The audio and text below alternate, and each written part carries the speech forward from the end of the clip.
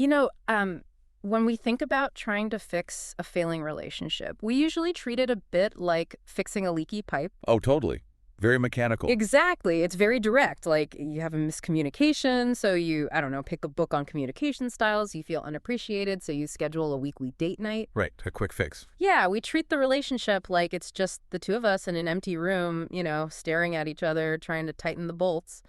But when you start reading into systemic therapy, you quickly realize that room isn't empty at all. No, it's really not. It is absolutely crowded. We're actually navigating this relationship landscape that is dictated by invisible and honestly pretty shocking forces. It really exposes the hidden architecture of our lives, I think. We walk around thinking we are making these, entirely independent choices about who we love and why we fight. Right. But we are often just acting out pre-written scripts. And that dynamic is exactly what we are exploring today. We are taking a deep dive into a really fascinating lecture transcript from Erdoğan Şemsiyeci, who specializes in what is widely known as family constellations or systemic therapy. Yeah, his work is incredibly insightful. It really is. He focuses heavily on the profound and honestly sometimes chaotic differences between true love and standard relationships. And, what actually causes our most important connections to capsize. Okay, let's unpack this, because if you have ever felt like you're stuck in a bizarre, repeating loop in your dating life, or maybe you find yourself having the exact same argument with your spouse year after year without any logical resolution. Which so many people do. Right. If that's you, this deep dive is going to provide a massive aha moment. If we connect this to the bigger picture, perhaps the most liberating realization in this text is that the root cause of your relational discord isn't always something you did wrong. Wow. Yeah. The tension, the pain, or that repetitive cycle you're experiencing, it very often belongs to people you've never even met. That is just wild to think about. But before we can get to the invisible forces breaking our relationships, we have to look at how the source material completely redefines what a relationship actually is fundamentally. Yeah, we have to start there. Because it dismantles our basic vocabulary right out of the gate. You hear a term like family constellations, and you naturally think of your family tree, right? Like your mom, your dad, your siblings. Which is exactly why the practitioner points out right away that family constellations is kind of a misleading translation. Oh, really? Yeah, a much more accurate term for this work is system constellations. And to really grasp this, we have to strip away the romance and look at the sheer mechanics of a system. Okay, lay it on me. The definition given is surprisingly simple. A system is created the moment a minimum of two people come together for a common goal. Okay, wait, that casts such a wide net. It does. It's massive. Yeah. It obviously includes the family you were born into, of course. Sure. But it equally applies to a romantic relationship, a corporate environment where you work, or even the local football team you support. Oh, wow. Even a sports team. Yeah, because in all of these scenarios, there is a shared objective. There's an agreement to be part of a whole. Now, the crucial distinction the text makes is about voluntary versus involuntary entry. Okay, so like choosing your partner versus being born to your parents. Exactly. You enter your family system without any choice. You don't pick your parents, and you certainly don't pick your ancestors. Right, unfortunately for some of us. Right. But because of that involuntary entry, you inherently absorb the emotional blueprints of that specific system.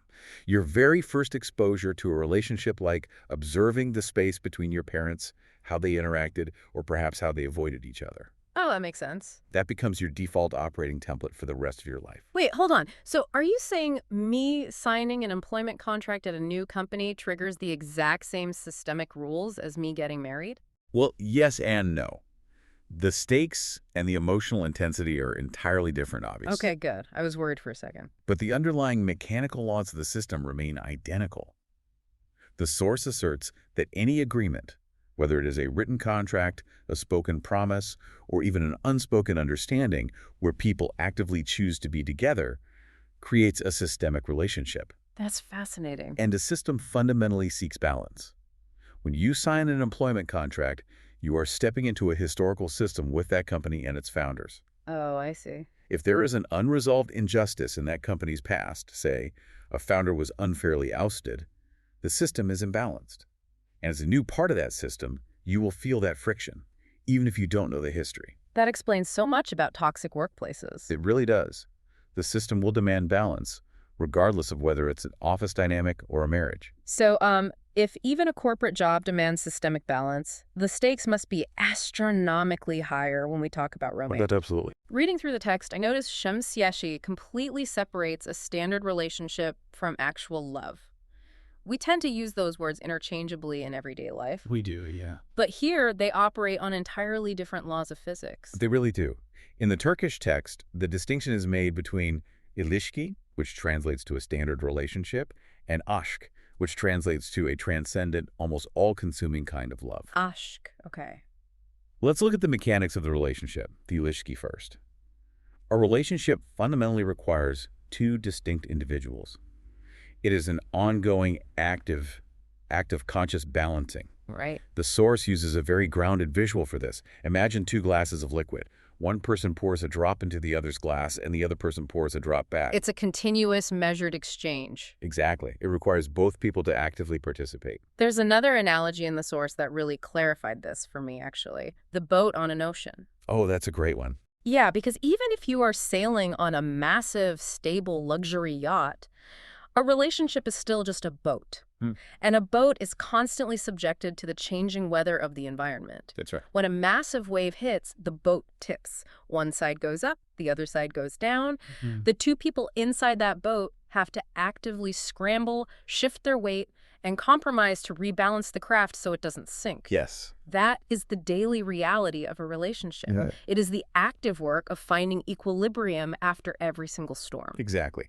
A relationship requires the effort of maintaining two separate identities while staying afloat together. You have your boundary, I have mine, and we negotiate the space between us. Right. But love ask is mechanically completely different. Love is defined in the text as becoming one. So no more pouring drops back and forth. Nope. The two separate classes of water don't exchange drops anymore. They pour into each other and merge into a single unified glass. Yeah. You are no longer two people navigating a boat. You are the ocean. You are the ocean. And you cannot balance an ocean. You can't. An ocean doesn't require equilibrium from its parts. It is a singular entity. In this state of true love, the ego, which the text refers to as the nefs, has to die. Wow, okay. Ego death. Yes. The source uses very poetic language for this, comparing true love to dying before you die, or using the classic metaphor of a moth flying into a flame. I love that metaphor. The moth doesn't negotiate a boundary with the flame. It doesn't compromise. It is consumed by it and becomes part of the light itself. Here's where it gets really interesting, though. As beautiful as that sounds, becoming the ocean or the moth entering the flame, the source actually issues a pretty severe warning against trying to jump straight into that kind of love. It does. It's not to be taken lightly. Right, it isn't a fairy tale goal you should blindly rush toward. The source brings up this analogy. Love is like a super fast Ferrari. If you don't know how to drive meaning, you haven't learned the balancing skills of a standard relationship first, you will inevitably crash the Ferrari and destroy it. True love is almost dangerous if you weren't prepared for it.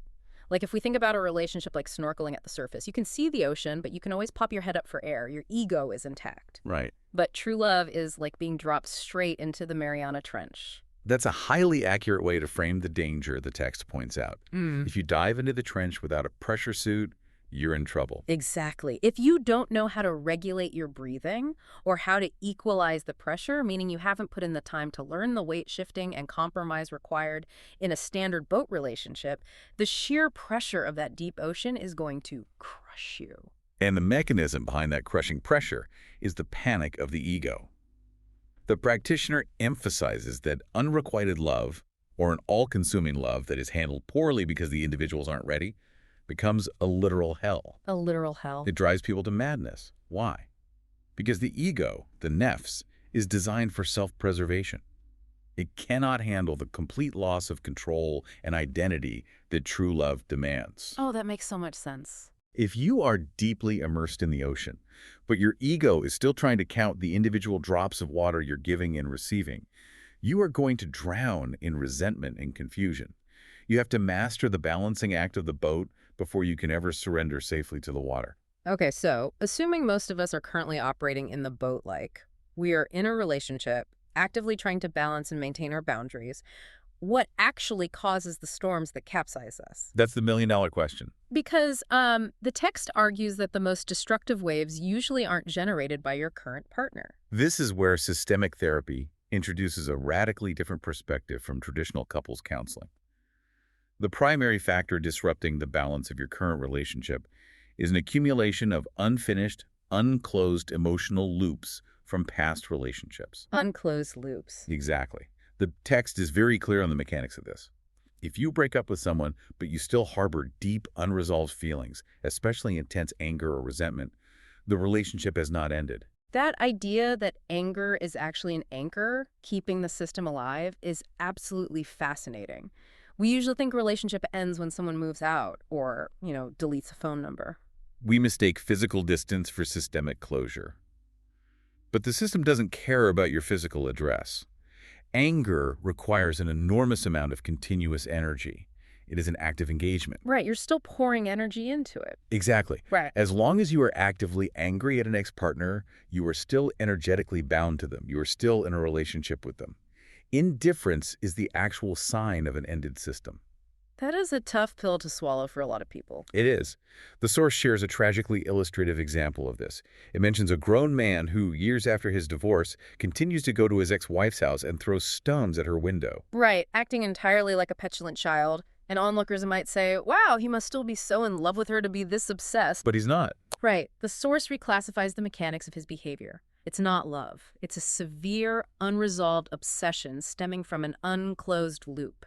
His ego cannot process the fact that the contract is over, so he's trapped in this holding pattern, throwing rocks to force an interaction. And because he is still actively pouring energy into that old system, he is completely unavailable to build a new, healthy system with anyone else. His boat is anchored to the past. Wow. But the text takes this concept of unresolved loops even further, introducing what it calls the representation mechanism. And this is perhaps the wildest concept in the text, because it goes far beyond your own past breakups. Yeah, this part blew my mind. It delves into the unresolved loops of your entire family history. So what does this all mean? The idea that we are drafting people into our lives to play historical roles. Exactly. The representation mechanism dictates that if your family lineage has unresolved trauma, or if there are excluded, marginalized figures in your ancestral past, your familial system will demand that this energy eventually be resolved. To achieve that balance we talked about. Right. And to achieve that balance, your subconscious will actively draft your current partner to take on the role of that historical figure. The source explicitly mentions the impact of ancestral enemies. For instance, historical conflicts with Serbians or Russians. Wait, really? Yes. Yeah.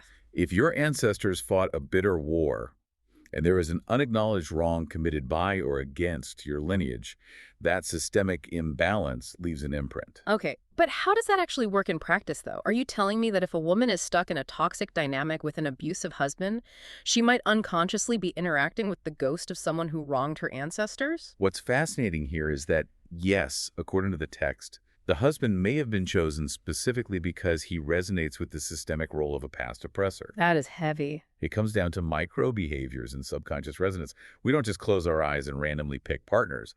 We are constantly scanning our environment for familiar emotional frequencies. Right, we live for what we know. If this woman's familial system is carrying an unresolved history of oppression, she might unconsciously seek out a partner who displays subtle cues of rigidity, dominance, or a specific type of coldness. She is drawn to the familiar, even if the familiar is a historical war zone. So she finds someone who fits the frequency. Yes, and once they are together, the mechanics of the system take over. She might subconsciously provoke him into playing out that historical script. Oh, wow. She pushes specific emotional buttons that force him to react with the hostility her system expects. The system is desperately trying to recreate the original ancestral trauma in the present day in order to finally resolve it. So the two individuals in the marriage think they are fighting about finances or household chores, but they are actually just actors. Precisely. They've walked onto a stage, picked up a script written generations before they were born, and are processing ancestral trauma through their daily arguments. It explains so much about those highly toxic relationships where logic simply does not apply. Where friends are asking, why do you stay? Why do you provoke each other? And the couple genuinely has no logical answer. Because they don't know the script they're reading from. They are fighting a ghost.